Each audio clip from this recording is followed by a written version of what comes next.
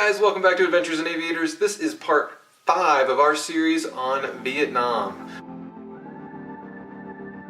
We started off in Hanoi before heading to Ha Long Bay. Then we took the night train down to Hue. And from Hue, we took a van, a private vehicle, down to through Da Nang to Hoi An. And this was a really cool drive. I really appreciated doing this drive as opposed to the train that we did. We stopped along the way at, it's called Elephant Springs, or Elephant Rock Springs. And this was a unique experience. There are these natural springs there, and it is clearly a place where locals really frequent. If you've seen it on the internet, you see that there's a big rock that looks like an elephant. Man-made rock, looks really weird when you get close to it, disappointing. But the springs were neat, and there was plenty of areas to hang out and kind of lounge, and people have set up little tents and almost like huts where you can relax there by the springs. And it's completely free until you stop at a hut and you want to relax in the springs, at which point they want to be compensated for you using their hut. So that part, we didn't stay all that long. We weren't really in it to spend money. It was lame. It wasn't that cool. And then you got the rest of the country to explore. This is probably not a thing that we would recommend. After Elephant Rock, we stopped by a pretty lake very near the coastline and just took a couple pictures there, and that was a fun stop on our way up over the mountains towards Da Nang. And there's a really cool little lookout there with a couple shops. You can hike up and get views in either direction. And so we stopped there for a little bit before heading down the mountain into Da Nang, where we enjoyed lunch with our driver and then made our way to Hoi An. So the way that Hoi An is set up is you can really choose to stay in one of two places. You can stay along the beach, or you can stay in the old quarter area. Those are the primary places to stay.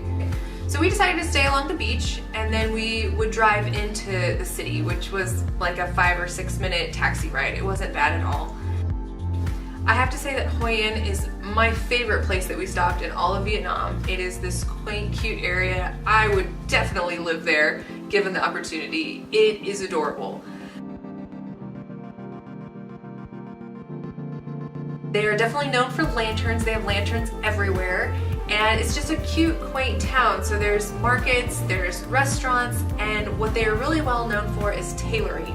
You can get a full suit tailored there in a matter of days, which is insane, and it's for a really good price. So I have written a blog about that, and you can follow up on how to do that if you go to Hoi An, but I strongly recommend it. They do a fantastic job, and it's a super fun experience. Also located in the old town, they have plenty of spas. They have museums and coffee shops and lots of restaurants. Hoi An is known for their little rose dumplings and wontons, so they have several things that are must-tries for food.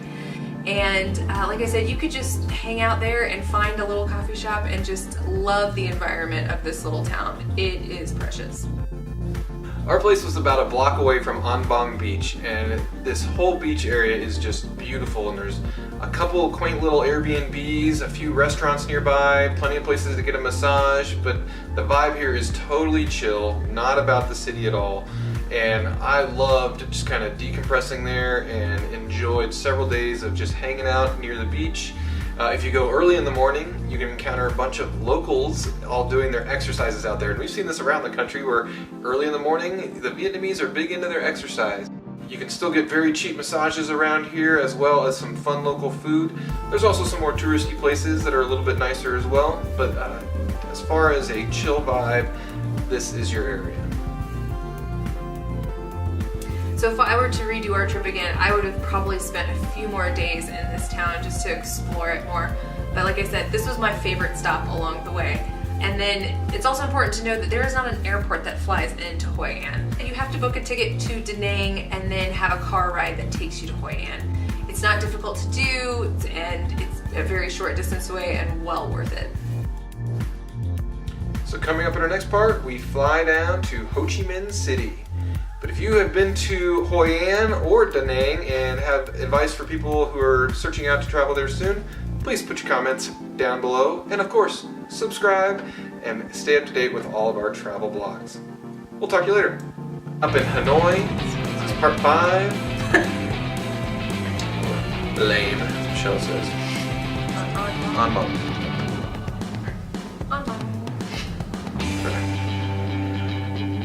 So our place was about a block away from An Bang